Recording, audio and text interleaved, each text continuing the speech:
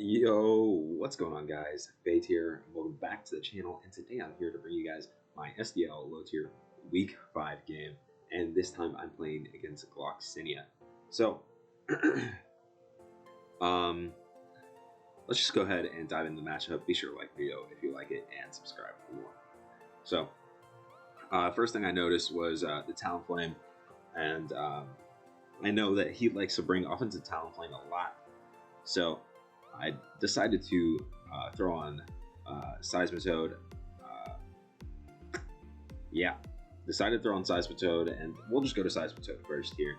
I know it's not the first one on my team, but we'll go to it first. Obviously, music is on your screen, so be sure to check that out. And the matchup is also on your screen. Anyways, I brought Scald, Earth Power, Sleep Talk, and Rest Seismitoad.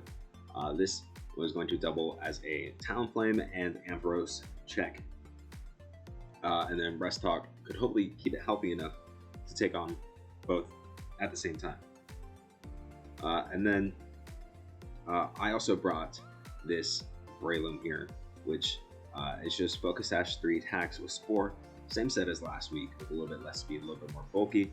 And this kind of covers the strong majority of his team again this week. Obviously, Torterra is somewhat of an issue. You can also argue Mesprit is an issue, and then obviously Talonflame. But Rock Tomb will allow me to equip the Talonflame, of course, and Bullet Seed does not make contact, so I don't have to worry about the Flame Body too much. So, yeah, just pretty standard Breloom there. Once again, another standard Ninetales Alolan form with Freeze Dry, Moonblast, Aurora Veil, and Encore. Moonblast is going to hit the Scrafty and the Ampharos. Encore also encores Ampharos into any setup move. Floridas in any setup move.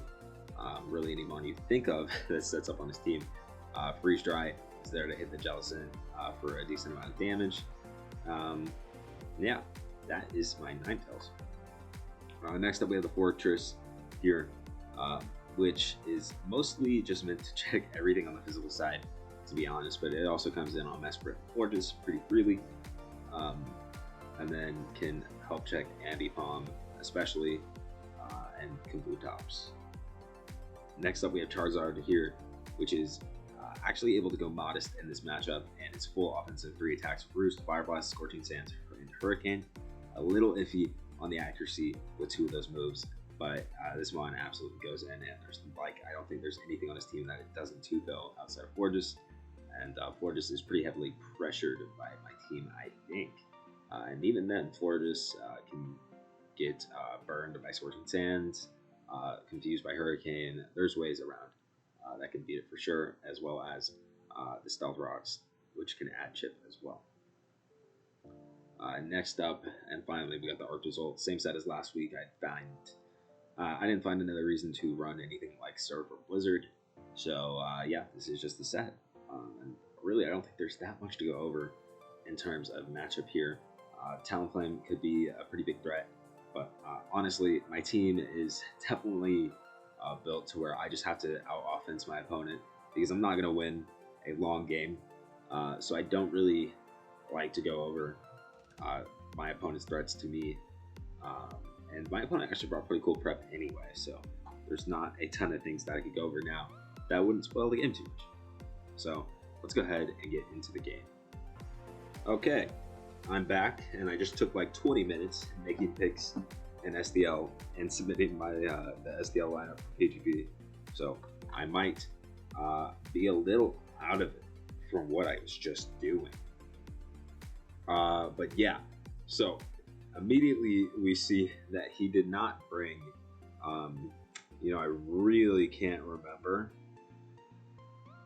what his team was. I'm not gonna lie. I'm not gonna deny that at all. I should just check. Okay, so yeah, we see no Ampharos. That was the main thing that I was thinking of, and no Fortress, which was also something I was thinking of. So yeah, that's what we see.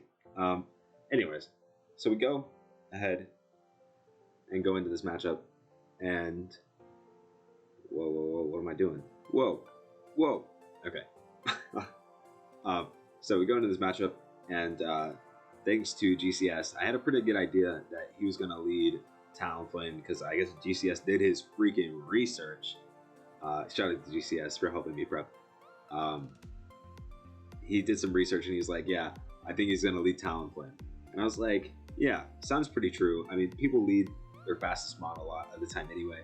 So that might have been something that I predicted regardless. But definitely felt really confident in it after GCS told me. So I was like, yeah, okay. I'll just go ahead and lead my Seismitoad here. And so I do that. And I get the play right. And I'm going to be able to go for a Scald there immediately. I see from that U-turn damage that he's probably either adamant or he got a max roll. And he's definitely max attack. We see Trick Room come out immediately as I go ahead and put up my rocks. And he goes to Jellicent. And Jellicent, and I was like, yeah, this is fine. I'll just Volt Switch. I have plenty of mods that can switch in here. I go Ninetales. And we actually see Water Spout come out. So that was pretty heat.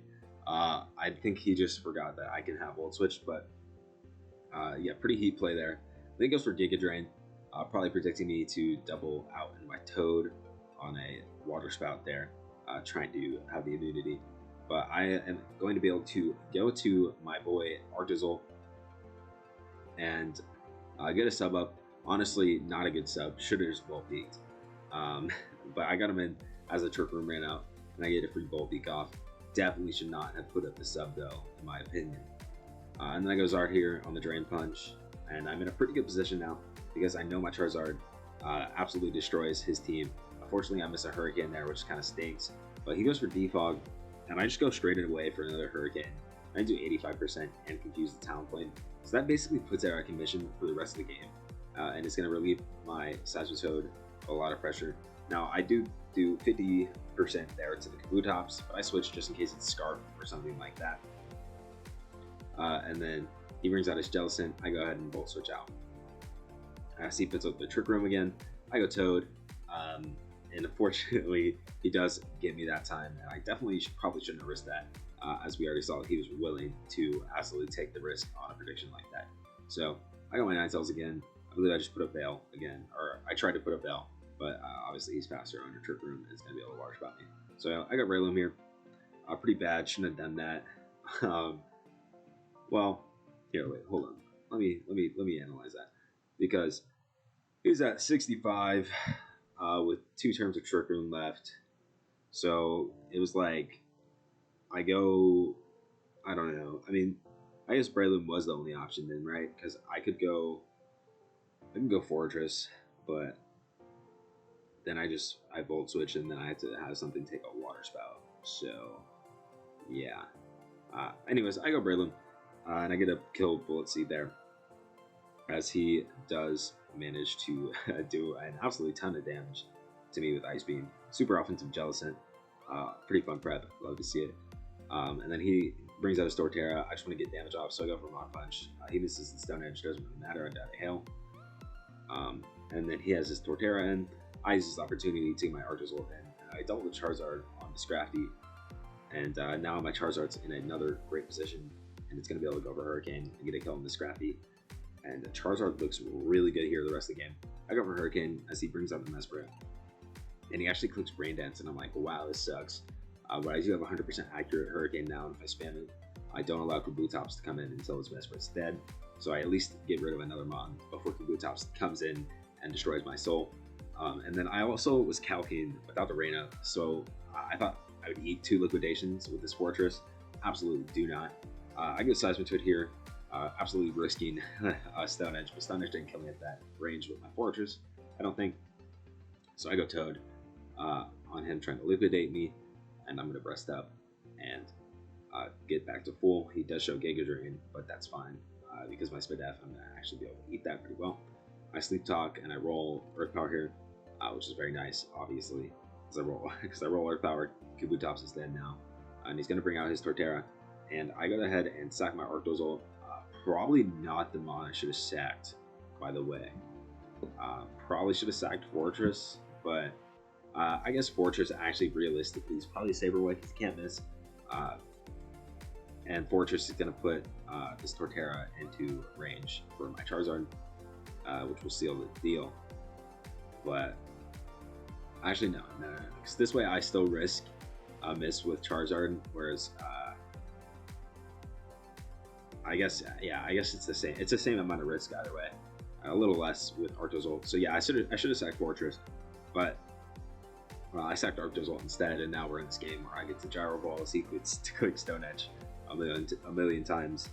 I Gyro Ball, and I eventually do finally get into range of Pyroblast. He Stone Edges me, finally gets me dead, and then I go Charizard. I Fire Blast. We hit that, and then he's gonna bring out his Talonflame, Brave Bird me, and then he dies himself to the recoil. So a huge game there from Charizard, and a huge win, which was much needed, and we improved to 2-3 on the season. And we are 2-3 with +2 or +3 differential, something like that. So we have okay differential considering our record, and if we can win this last week, we have a chance to go ahead and make the playoffs. So let's see if we can make it. Thank you guys for watching the video. Like it if you like it, and subscribe for more. I'll catch you guys next time. Peace.